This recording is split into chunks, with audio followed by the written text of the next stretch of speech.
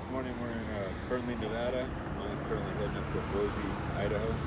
I wanted to talk about strife or interactions with certain people that just don't make you feel good inside, or that make you act a way that you really don't want to act. I found that it's not so much what people are saying to me that bothers me. It's certain type of interactions that the way I respond is what really is what I've really found when I'm digging deeper is it's a control issue. I want to control how they feel or what they say by what I say back to them, and that's a negative response in my head. That's an old character defect as far as trying to control the way they feel, the way they think, and the way that I say things back to them. I get this feeling of ickiness inside me that I found that's the real thing that bothers me about interaction with certain individuals. I don't want to name names. I don't want to name family members, but it's a strife or just an ickiness, like I said, for a lack of better terms, that I just don't enjoy, or I don't feel good about. So my solution to that for right now, like everything, it's always developing, and I'll allow God to tell me who I should be interacting, who I need to just let go and not have in my life. And so that's one of those things that'll be ever developing, and I'll allow God to do that for me. But right now, it's just I've shut these people out of my life. I just don't interact with them. I don't respond. I don't talk to them.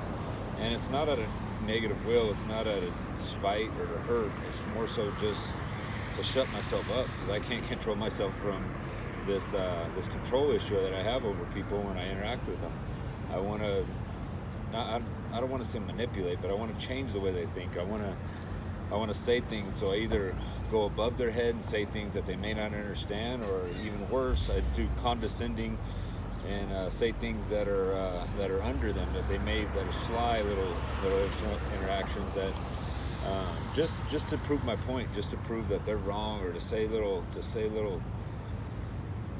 things that should exert my control or my wisdom, my power over them. That I don't like these interactions, and I've found that it's of my own doing. I do control who I interact with, and like I said, I will allow it to God. I will give it to God over time with who. As of right now, I've just cut multiple people out of my life, and I will allow God just to show me what's right and what's wrong. And for the time being, I'm just going to continue what I'm doing and trying to get better at this, and not, like I said, it's definitely a control issue on my part. A lot of it's just arguing over useless stuff, or responding over useless information or useless topics that just they're no longer benefiting my life or my family or my faith. It's nothing against them. It's just things that I don't want to interact with, that I still find myself responding in a negative way, that only I may know that I'm responding negatively, because I can say things sly enough to where I'm going underneath them. Like I said, I'm sorry to be repetitive, or I can try to go above their head and say things that they may not understand. And at the end of the day, nobody else knows I'm doing this, so I'm the fool in the situation for doing this, because it's the way I feel foolishly after. They don't know how I feel. They just think that's how Matt is, and it's one of those old things that it's a pattern of mine that I'm trying to go away from. It's something I'm definitely trying to work on.